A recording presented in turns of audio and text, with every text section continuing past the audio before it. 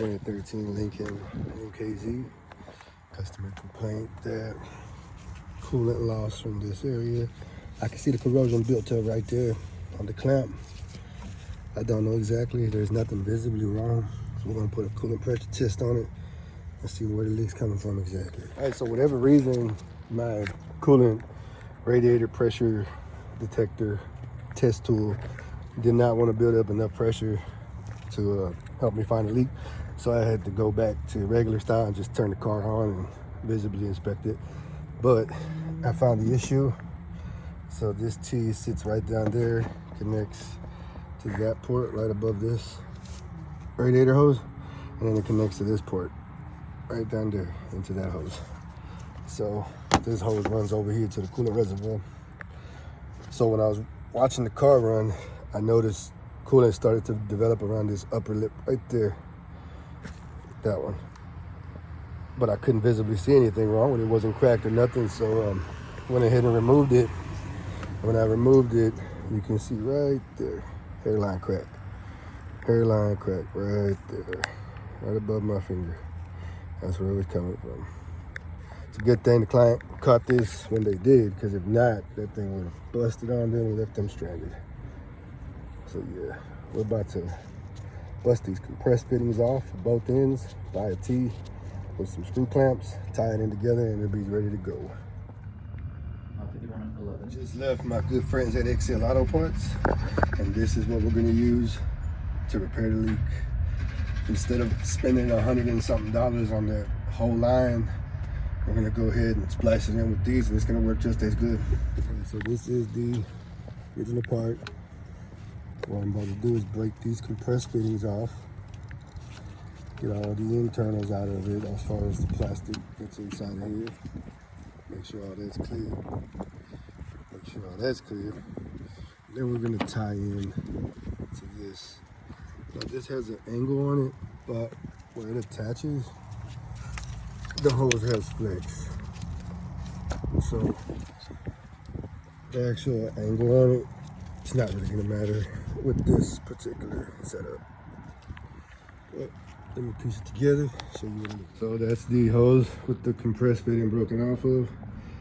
Initially the fitting, three-way fitting was right here, branching off that way. So what I do is remove the hose out of the vehicle. It's easier like this for any application that has these compressed fittings on these three-ways like that. But I just separate it all together, take a little hammer, bust down on the compressed fitting. Once all that outside diameter perimeter of the hose breaks off, then you just look inside. You'll have a bunch of plastic stuff in there. You just make sure you get it all out. All the debris, reach in there with a pick, something like that. Make sure it's all out. Make sure the passage is clear. Make sure there's nothing else in it. You're good to go. A lot of times I've seen people like cut the hose off at the fitting, and some applications that's just enough hose to reach where you need to go. So if you cut it off, then the hose don't reach. So then you try and look for another hose.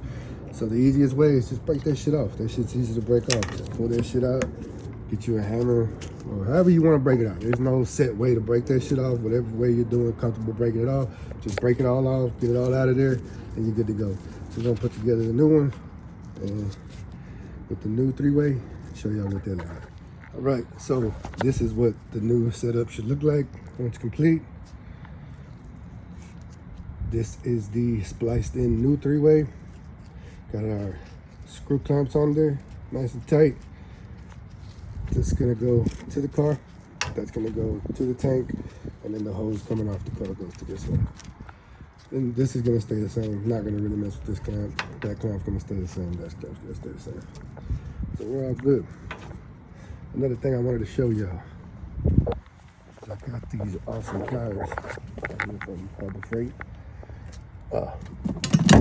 These right here to pull the hoses off, but for those retaining clamps, long reach, Quinn, man, so many years using channel locks and needle nose and regular pliers and stuff like that, and that right there for this setup was game changing, because this one right here, that hose down there, that long reach really came in the clutch for that.